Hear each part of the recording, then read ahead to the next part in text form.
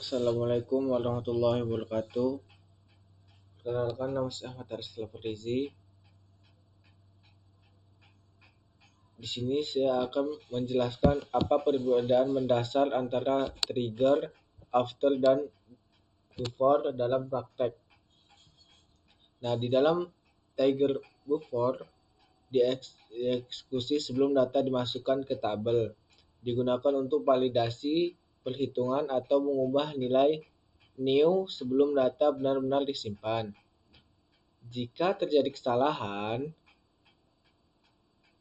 trigger dapat membatalkan proses insert atau update menggunakan signal.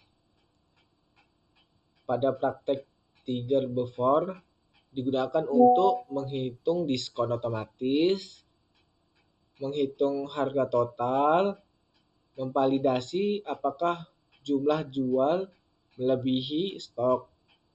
Nah, dana trigger after dieksekusi setelah data berhasil dimasukkan ke tabel. Tidak bisa membatalkan insert karena proses penyimpanan sudah selesai. Umumnya, untuk sinkronisasi data antar tabel, pada praktek ini, trigger after digunakan untuk mengurangi stok barang setelah transaksi penjualan berhasil. Nah, singkatnya aja ya, trigger before itu dieksekusi sebelum data disimpan. Nah, fungsi utama trigger before ini adalah validasi dan perhitungan. Nah, kalau trigger after dieksekusi setelah data disimpan. Berbeda kalau before sebelum, after sesudah. Nah, fungsi utamanya after ini update ke tabel lain atau efek samping. Kalau yang before ini validasi dan perhitungan, kalau after update ke tabel lain.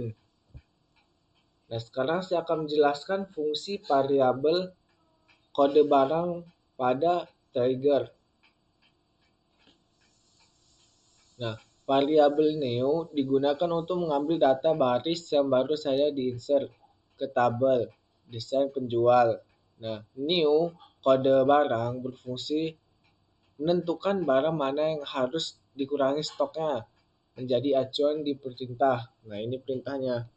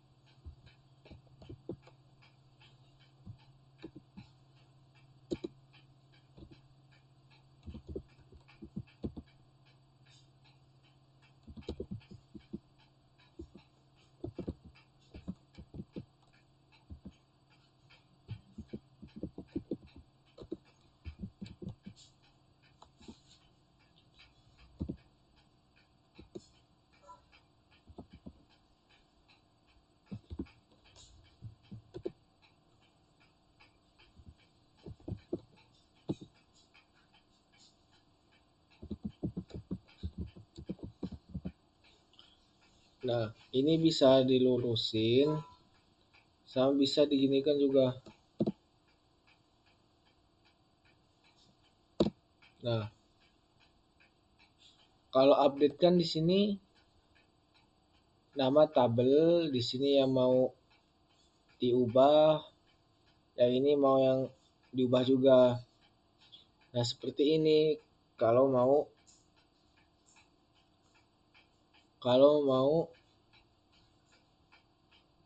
ini kode barang atau mengurangi stok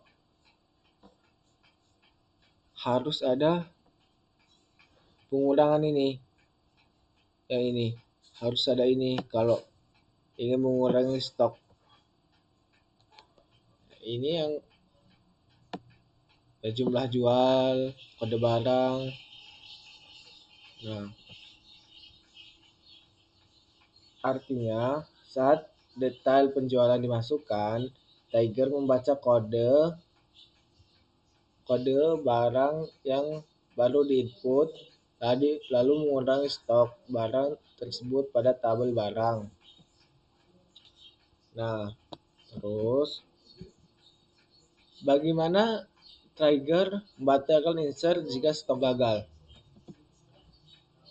Tiger ini termasuk without insert, jadi dia bisa menghentikan proses penyimpanan. Di dalam Tiger terdapat ada ini, kita buat kodenya saja biar mempermudah.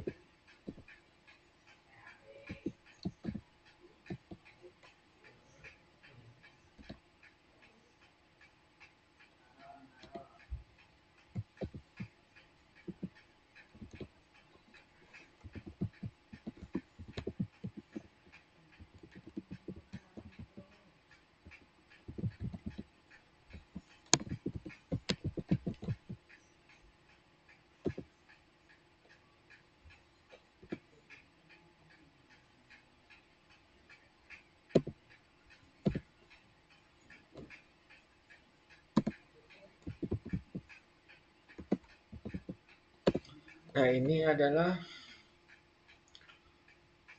kode untuk membatalkan diskon atau menghitung diskon. Ini untuk membatalkan. Maka kalau udah melebihi batas, maka akan mendapatkan kode ini. Nah, kode ini bisa di custom, mau diapain terserah. Nah, di sini juga ya nama tabel yang mau didiskonin atau yang kelebihan lebih dari kode ini, misalkan 4.501, nggak bisa harus 500 dia, maka akan tersedia kode ini bakal muncul. Nah, ini kodenya bisa kalian edit lah. Nah, apa sih yang terjadi? Tiger membaca stok barang dari tabel barang. Jika jumlah jual yang diminta lebih besar dari stok tersedia, maka Tiger mengeluarkan error. Proses sinjir dibatalkan. Tidak ada data tersimpan di detail penjual yang di tabel kalian. Tidak ada stok yang berkurang. Jadi, mekanisme pembatalan berasal dari perintah signal yang berfungsi seperti throw error. Apa sih yang terjadi pada kolom diskon persen dan harga total pada skenario 2 jika tidak menggunakan Tiger before? Nah, jika Tiger before tidak ada, maka diskon tidak akan dihitung otomatis. Diskon persen akan menjadi 0 atau 0. Tidak ada logika untuk mengecek apakah pembelian kurang lebih dari 10 unit. harga total akan salah karena harga total dihitung menggunakan kode seperti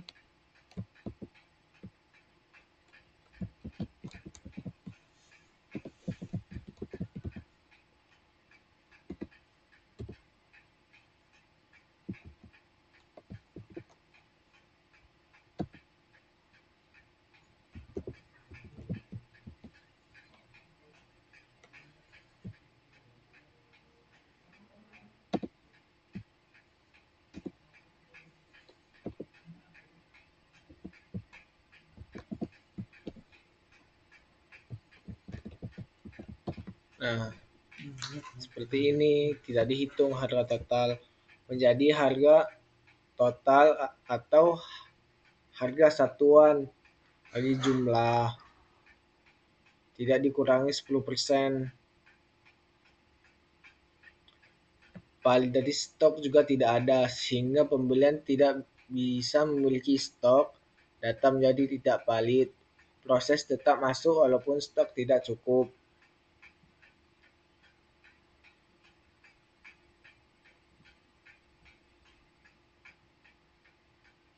Nah, jadi kesimpulan yang bisa kalian dapat, pertama, yang ini perbedaan pertama yang tadi yang saya jelaskan. Pertama, perbedaan mendasar antara trigger after dan before adalah trigger before berjalan sebelum data disimpan sehingga digunakan untuk validasi dan perhitungan. Sedangkan trigger after berjalan setelah data disimpan dan digunakan untuk sinkronisasi data antar tabel, seperti mengurangi stok barang, seperti dan lain-lain. Kedua, variabel neokode barang pada trigger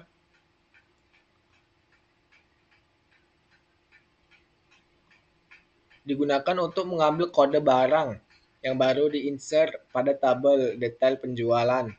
Nilai ini dipakai untuk menentukan barang mana yang stoknya harus dikurangi di tabel barang. Ketiga, trigger hitung diskon validasi stok dapat membatalkan proses insert dengan menggunakan perintah signal. Nah, jika jumlah jual lebih besar dari stok, trigger akan melempar error dan proses insert dibatalkan. Ini nomor 2, nomor 3, nomor 4. Nah, yang keempat ini, jika trigger buffer tidak digunakan, maka diskon tidak akan dihitung otomatis dan kolom diskon persen serta harga total akan berisi nilai yang salah. Selain itu, validasi stok tidak terjadi sehingga data bisa masuk meskipun jumlah jual melebihi stok. Nah, sekian dari saya. Wassalamualaikum warahmatullahi wabarakatuh.